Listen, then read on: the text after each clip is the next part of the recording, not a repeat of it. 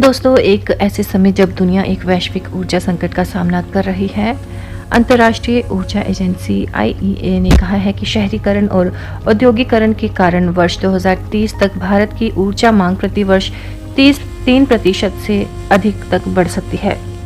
यद्यपि भारत नवीकरणीय ऊर्जा परिनियोजन और दक्षता नीतियों के साथ व्यापक प्रगति भी कर रहा है, जलवायु परिवर्तन, लॉजिस्टिक्स, आपूर्ति संबंधी मुद्दों, भू राजनीतिक तनाव, कोविड-19 से प्रेरित लॉकडाउन के बाद अर्थव्यवस्था का धीरे धीरे पुनरुद्धार आदि का भारत में ऊर्जा गतिशीलता पर एक दूरगामी प्रभाव पड़ा है। इस परिदृश्य में ऊर्जा सुरक्षा के निरंतर जोखिमों को कम करने के लिए नवीकरणीय स्रोतों की ओर संक्रमण में तेजी लाना और जीवाश्म ईंधन की प्रमुखता को तेजी से समाप्त करना भारत की ऊर्जा सुरक्षा की कुंजी होनी चाहिए। ऊर्जा सुरक्षा का अभिप्राय है उचित मूल्य पर आवश्यक मात्रा और गुणवत्ता में ऊर्जा संसाधनों एवं ईंधन तक पहुंच।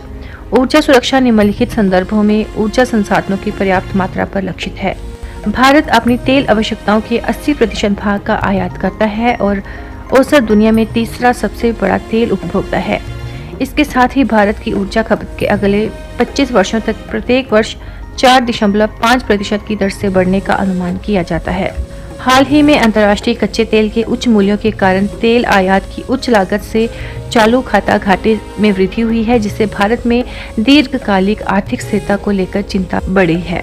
दोस्तों, जलवायु परिवर्तन से प्रेरित मांग वृद्धि, घरेलू कोयला उत्पादन में वृद्धि के बावजूद कोयला आधारित ताप विद्युत संयंत्रों के भंडार में कमी की स्थिति उत्पन्न हुई, क्योंकि देश में जलवायु परिवर्तन के कारण उत्पन्न अभूतपूर्व ग्रीष्म लहर और बिजली की मांग में तेज उछाल के लिए ये प्रतिष्ठान तैयार नहीं थे। रूस यूक्रेन संघर्ष ने कोयले की पहले से ही बढ़ रही मांग को और तेज कर दिया, जिसके परिणाम स्वरूप यूरोप ने कोयले की खरीद के लिए इंडोनेशिया, ऑस्ट्रेलिया और दक्षिण अफ्रीका का रुख किया, जो अब तक चीन और भारत के लिए प्रमुख कोयला आपूर्ति करता रहे। साझा संसाधन समुच्चय पर इस निर्भरता के कारण मार्च 2022 में अंतर्राष्ट्रीय बाजार में कोयले की कीमत $70 प्रति टन से बढ़कर $421 प्रति टन पहुंच गई।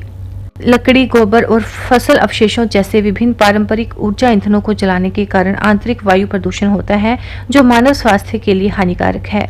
भारत में प्रत्येक 4 में से एक असामयिक मौत घरेलू वायु प्रदूषण के कारण होती है।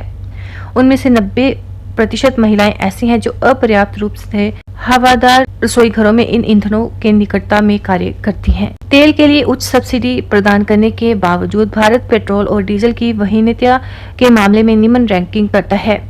पेट्रोल की कीमतें प्रत्यक्ष रूप से खुदरा मुद्रास्फीति को प्रभावित करती हैं। डीजल की कीमतें भारत की माल ढुलाई लागत के 60 से 70% भाग का निर्माण करती हैं। डीजल की कीमतों में वृद्धि के कारण उच्च माल ढुलाई लागत से सभी उत्पादों की कीमतें बढ़ जाती हैं। वर्ष 2022-23 की पहली छमाही में भारत का कच्चा तेल आयात बिल 76% बढ़कर 90.3 बिलियन अमेरिकी डॉलर का हो गया, जबकि कुल आयात मात्रा में 15% की वृद्धि हुई। आयातित तेल पर बढ़ती निर्भरता ने भारत की ऊर्जा सुरक्षा को गंभीर तनाव की स्थिति में ला दिया है तथा भू राजनीतिक व्यवधानों ने इस समस्या को और बढ़ा दिया है। भारत को धीरे धीरे लेकिन महत्वपूर्ण रूप से ऊर्जा उत्पादन के अपने स्रोतों में विविधता लाने की आवश्यकता है, जिसके तहत ऊर्जा के नवीकरणीय स्रोतों को अधिकाधिक शामिल करना होगा, जो अधिक स्वच्छ, हरित और संवहनीय विकल्प हैं। नवीकरणीय ऊर्जा का उपयोग निम्न कार्बन विकास रणनीतियों के विकास में योगदान दे सकता है और देश की कामकाजी आबादी के लिए रोजगार के अवसर पैदा कर सकता है। दोस्तों, बिजली की बढ़ती मांग और बारंबार कोयला संकट को देखते हुए अग्रिम योजना निर्माण की आवश्यकता है, ताकि समग्र बिजली उत्पादन और आपूर्ति श्रृंखला को इन आघातों का सामना करने में सक्षम बनाया जा सके। इसके लिए नीति निर्माताओं और अन्य हितधारकों को डेटा एकत्र करना चाहिए, जो ऊर्जा, आय और लैंगिक असमानता के मामले में अंतर पारिवारिक और सामूहिक अंतरों को उजागर कर सके, ताकि विभिन्न सामाजिक समूहों के बीच ऊर्जा अंतराल को दूर किया जा सके और किसी भी भू राजनीतिक आघातों से उनकी रक्षा की जा सके। शून्य भूखमरी, शून्य कुपोषण, शून्य गरीबी और सार्वभौमिक कल्याण जैसे सतत विकास लक्ष्यों की प्राप्ति के लिए ऊर्जा सुरक्षा अत्यंत महत्वपूर्ण होगी। नीतियों के कार्यान्वयन की निगरानी के लिए स्थानीय स्तर पर कड़े निगरानी तंत्र के साथ एक साझा छतरी के नीचे इन मुद्दों को संबोधित करने से भारत को ऊर्जा सुरक्षा लक्ष्य को हासिल करने में मदद मिल सकती है। महिला सशक्तिकरण और नेतृत्व के माध्यम से स्वच्छ ऊर्जा को बढ़ावा देने से निम्न कार्बन अर्थव्यवस्था को ऊर्जा सुरक्षा की ओर संक्रमण को गति मिल सकती है। जिम्मेदार माताओं, पत्नी और बेटियों के रूप में महिलाएं हरित ऊर्जा संक्रमण की सामाजिक जागरूकता में महत्वपूर्ण भूमिका निभाती हैं। आरई केवल रिन्यूएबल एनर्जी को नहीं बल्कि रिस्पॉन्सिबल एनर्जी को भी प्रकट करे।